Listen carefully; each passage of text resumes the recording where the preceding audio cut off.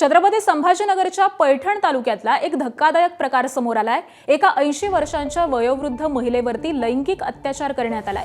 या प्रकरणामध्ये 28 वर्षांच्या युवकाला अटक झाली आहे। हा नराधम या आजीचा लांबचा नातूच असल्याचं उघड झालेलं आहे। काल दुपारी 3 वाजता सोसाट्याचा वारा सुटल्यामुळे आरोपीनं मदतीचं नाटक करत महिलेला घरामध्ये नेलं आणि लैंगिक अत्याचार केला।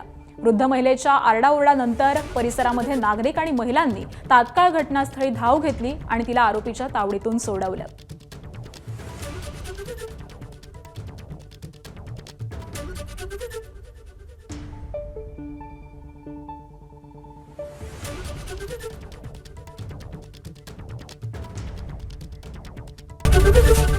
एबीपी माझा, उघडा डोळे बघा नीट।